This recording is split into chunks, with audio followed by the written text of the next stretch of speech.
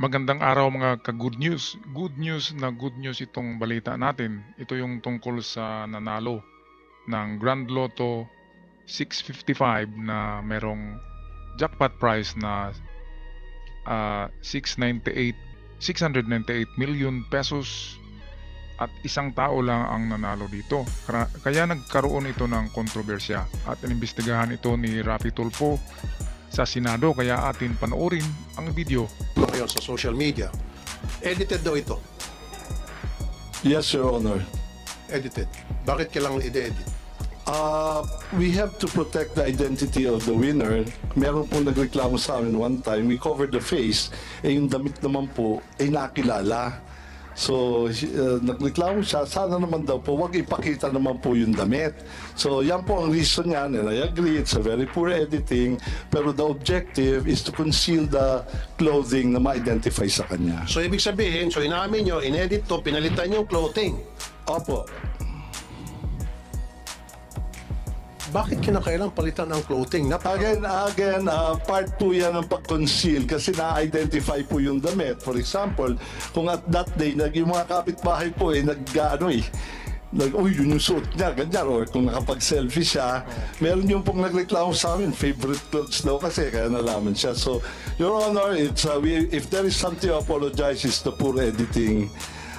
But I think it has served its purpose of concealing the identity. Okay, merong magandang reasons din ang taga PCSO kung bakit ini-edit nila at nilalagyan ng mask yung muka ng nanalo. Of course, napakalaking pera niyan. Mas malaki pa yan sa Yamashita Treasures. Kaya talagang hindi ka makakatulog niyan kapag nanalo ka niyan kasi maraming aaligid sa bahay mo. Hindi lang mga tulisan, hindi kawatan, lahat ng kakilala mo sa lugar nyo ay hihingi ng balato sa iyo. Kaya delikado ka. Ang daming masasamang tao ngayon.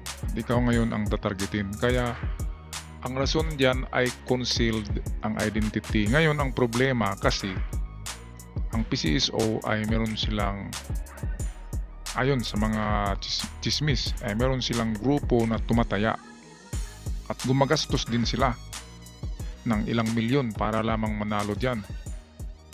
Meron ngang mga chismis na 30 million daw ang kapital ng grupo ng PCSO, ay tinaya nila yan na parang sigurado sila ang mananalo.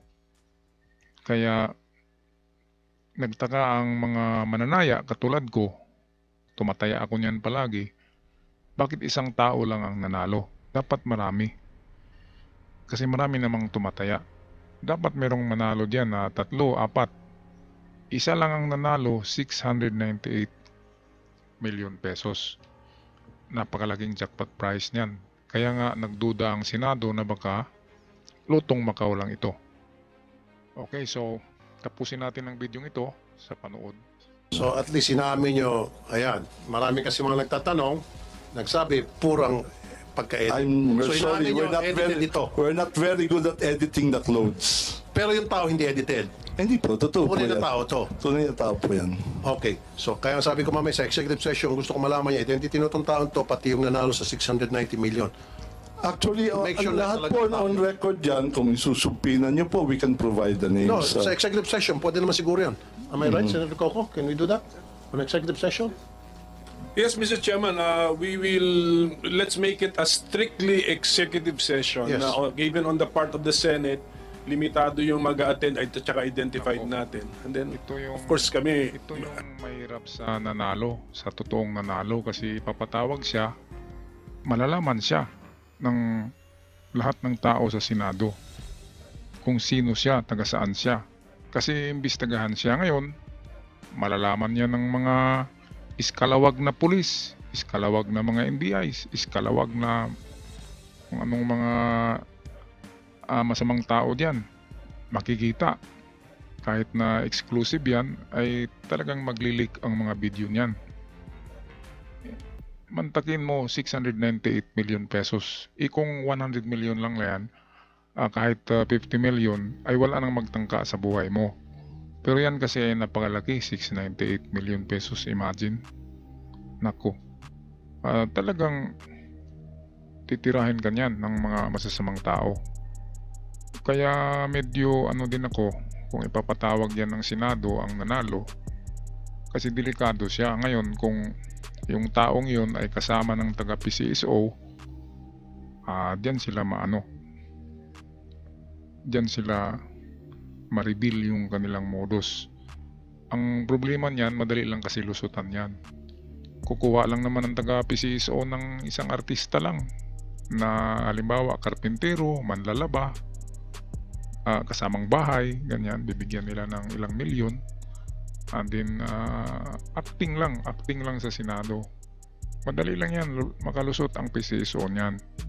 Ngayon ang problema dito kung totoong tao ang nanalo, kasi ma-reveal yung kanyang identity, ang kanyang address, apelyido, pangalan, pamilya niya, lugar niya, kaya wala na siyang mapuntahan at magiging target na siya ng masasamang tao.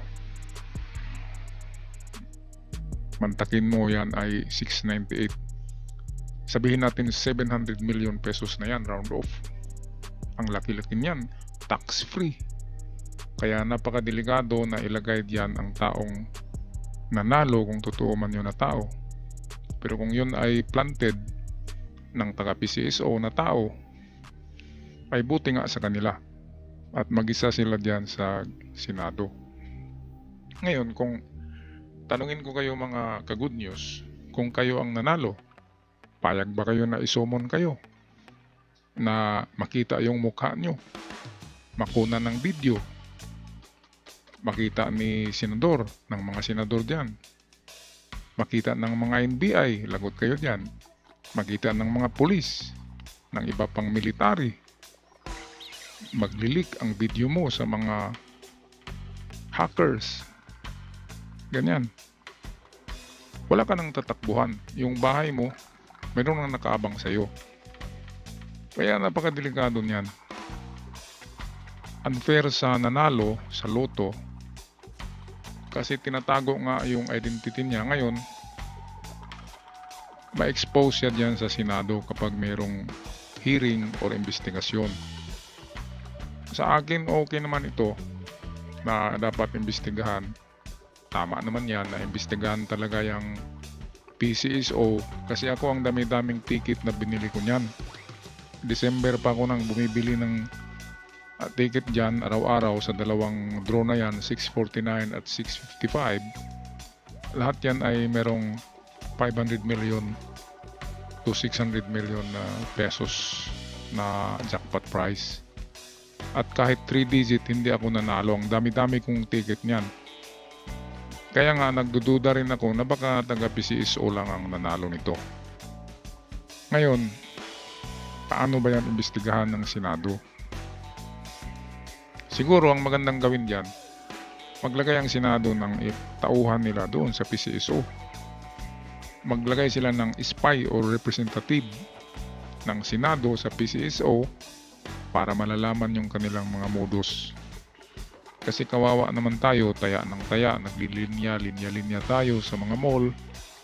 Kung saan tayo lumilinya, yun pala ay lutong Macau na ang nanalo. Yan ang mahirap dyan sa ganyan.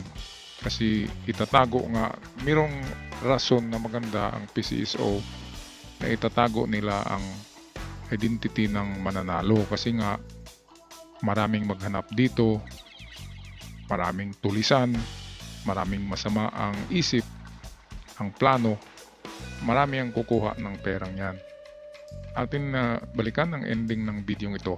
Liability na namin yung kami pa ang source ng leakage. Like I said, Mr. Robles, kasi nga po, may clamor na Liability malaman yung katotohanan. Kasi marami sa mga mananayan nagsasabi, yung nanalo ng 690 million, hindi raw yung legit na mananaya, kundi galing doon sa tropa niya. I'm sorry, I'm gonna repeat this again. Yung pong kumakalat na balita, galing doon sa tropa niya nag-invest ng 30 million para makuha nga itong 690 million.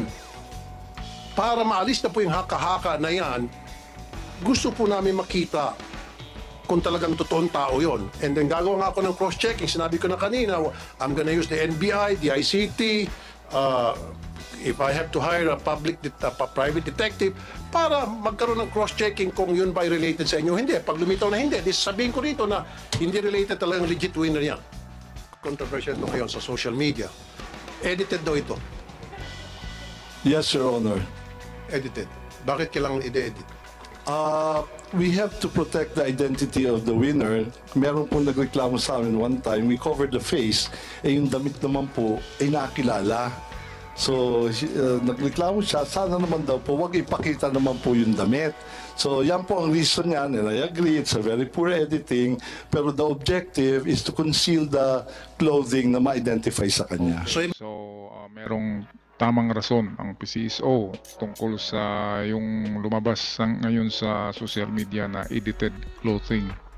Tama nga naman na palitan nila yung damit at naka-face mask yung pinipicturean nila na nanalo. Ngayon ang mahirap dyan, hindi natin alam, baka kamag-anak lang nitong taga-PCSO yan na nag-claim dami lamang, siya ay dami, pero yung number ay alam nyo na, ma-manipulate naman ang mga numbers na yan kung anong lalabas. I-injectionan lang yan ng tubig para bibigat at malaki ang tsansa na yung mga ini-injectionan na number, yun ang lalabas sa kanilang tambyulo. Okay, so totoo man o hindi ang kahaka na ito na modus ng PCSO ang nanalo ng 698 million pesos jackpot. Kung totoo man ito, ay dapat sana 10 tao ang manalo at isa ang taga PCSO. Hindi nila uubusin lahat ng jackpot prize para naman fair. Okay, pero doon sa maliliit naman ng mga draws, naniwala ako doon na meron talagang legit na nanalo. Example yung 50 million, 100 million, 20 million. Pero itong 698, yan kasi ay 1 in a million. Once in a blue moon na magkaroon ng kanyang kalaking jackpot prize. Kaya pwedeng sasakyan niya ng PCSO na sila mismo dyan ang maka-jackpot niyan. Okay, so bato-bato sa langit, tamaan o kumagalit. Ako magpaalam na until our next episode, mga ka-good news. God bless you all at paalam sa lahat.